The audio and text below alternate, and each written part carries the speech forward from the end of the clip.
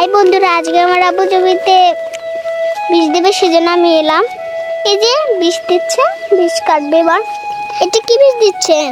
এটা দিচ্ছি one stop বীজ দিলে পরে এই যে মাজরা পোকা আছে এগুলো মারা যাবে। আর এই যে এটা দিচ্ছি, এটাও মাজরাটা দিলে অন্যান্য পোকা মারা যাবে, এই কারণে দিচ্ছি।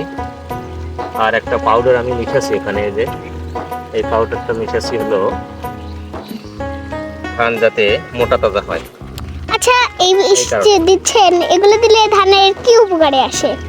এগুলো দিলে এই যে পোকামাকড়ের আমদানি হবে না, পোকামাকড় আমার ধান নষ্ট করতে পারবে না, ফসল ভালো হবে। ফসল ভালো হবে, এই কারণে দিচ্ছি। এই যে এর ভিতরে গোলায় নিচ্ছি, এই যে গোলায় নিচ্ছি, গোলায় মেশিনে ভাগ করে নেব। এই মেশিনটার নাম কি? এটার নাম হলো স্প্রে মেশিন। রে, এই মেশিনে ভাগ করে নিতে হবে, স্প্রে মেশিন। এটা অনেক সুন্দর তো মেশিনটা। এখন আমি যেটা করব যে পানি মেপে মেপে দেবো, হ্যাঁ, একদম মেপে 3 মগ পানি দেবো। এই যে বিসমিল্লাহির রহমানির রহিম, 1 মগ গেল।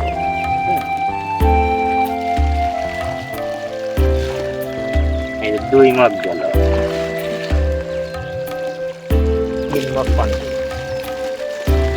3 মগ পানি দেওয়ার কারণ 3টা স্প্রে মেশিন দেবো, 3 মেশিন। এই একটু কম বেশি হয়েছে, এই জন্য একটু পানি আমি ধরে দিই। দেখছেন বন্ধুরা, এই মানুষটার, এই চাষিটার কত কষ্ট হচ্ছে আজকে এই ধানের ভুঁইয়ের জন্য, ফসলের জন্য। এই যে 1 মগ দিলাম। কষ্ট, ওই যে দেখতে পাচ্ছেন না পাড়গুলো, কতখানি বন্ধু দেবে। আমরা দেখতে থাকুন কত কষ্ট। এই যে 3 মগ দিলাম, এটা হলো 3 মগ, ওইটাও দিয়েছি 3 মগ। এখন আমি ফেনটা যেটা হয়ে করবো, গেছে এটা দেখছি। ভালোভাবে এটা মিশ্রিত করতে হয়। এটা যখন মেশানো হবে তখন খেয়াল রাখতে হবে, ছোট বাচ্চাদের কিন্তু কাছে নেওয়া যাবে না, এগুলো নাড়া যাবে না। ছোট বাচ্চারা যদি এগুলো নাড়াচাড়া করে সেই ক্ষেত্রে কিন্তু এটা পয়জন জনিত, বিষাক্ত জিনিস, বিষ, তাহলে সে মারা যাবে। তাই বাচ্চাদের অনুকূলের বাইরে এই কাজগুলো করতে হবে। তুমিও তো একটা বাচ্চা, এই জন্য তোমাকে আমি ফাঁকে রাখছি, এর আশেপাশে আসা যাবে না, ঠিক আছে?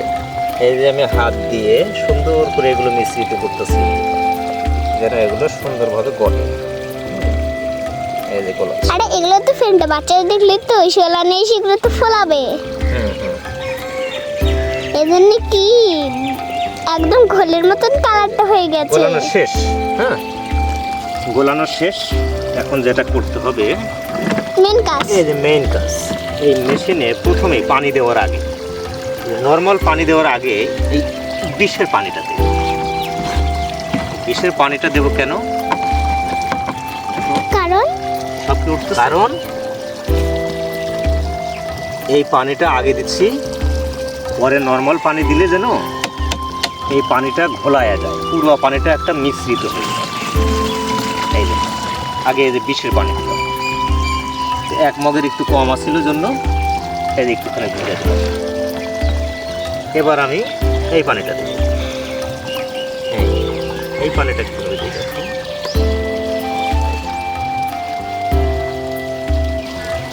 এগুলো তো মনে হচ্ছে বাবল।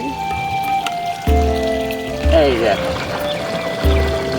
ঠিক আছে, দিলাম। এই বীজটা আপনি কোথা থেকে কিনেছেন? এটা কিনছি আমাদের স্থানীয় বাজার, বিনোদপুর বাজার থেকে কিনেছি। তো পরের বছর কি এটাই কিনেছিলেন? হ্যাঁ, এইটা এই যে আগের বছর, পরের না। আগের বছর এত দূর আছে, আমি 3 ভাগের 1 ভাগ দেবো, কারণ 3 টাঙ্কিতে দেবো। এটা আনুমানিক মাইপা দিচ্ছি,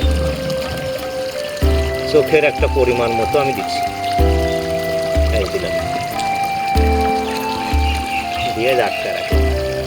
সর্বশেষ কি করব আমি, এই যে পানিটা দেবো, এই যে নর্মাল পানি, নরমাল বা যেটা খাওয়ার পানি। হ্যাঁ, এই পানি দিলে কি হবে, মিক্স। তাহলে ঘোলায় যাবে, মিক্স হবে, মিক্স।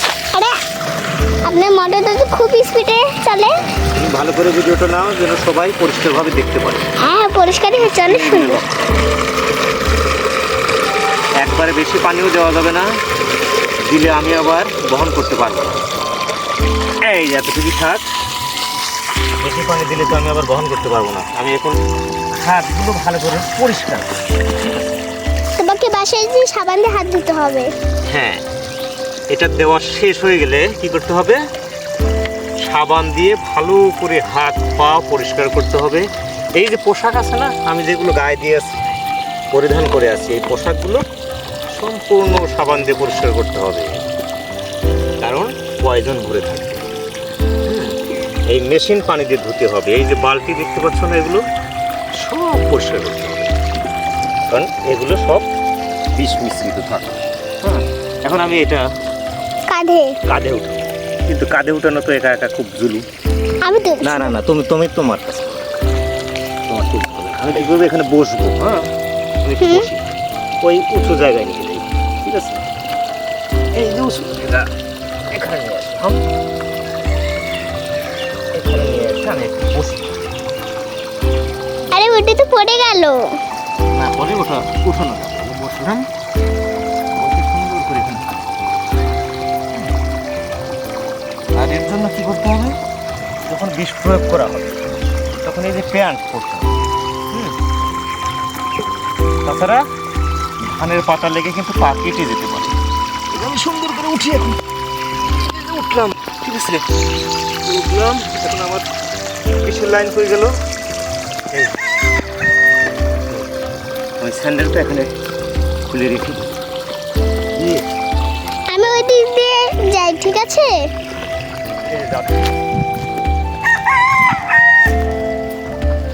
এই যে যাওয়ার পরে এই যে হ্যান্ডেল আছে না, দেখো তো।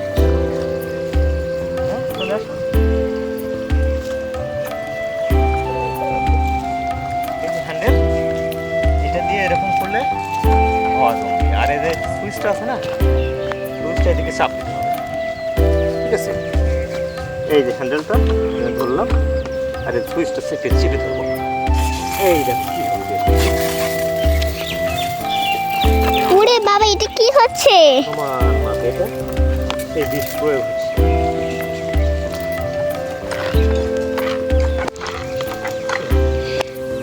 অপালে জুম করলাম।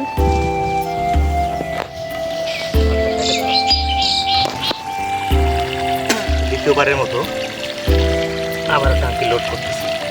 লোড করে আগে একটু ঘোলায় আনি, ঘোলাইলে পয়জনটা মিশ্রিত হবে। অনেক সময় দেখা যায় যে উপরেরগুলো নিচে বা নিচেরগুলো উপরে এরকম এলোমেলো থাকতে পারে, যার ফলে আমরা একটু ঘোলায় নেওয়ার চেষ্টা করলাম যাতে ভালোভাবে মিশ্রিত থাকে। দ্বিতীয় টাঙ্কি চলছে, এটা একটু ঘোলায়। প্রিয় দর্শক, আজকে আমাদের কীটনাশক জমিতে প্রয়োগ করার যে পুরো প্রক্রিয়াটা সেটা কিন্তু আমি ভিডিওর মাধ্যমে দেখালাম।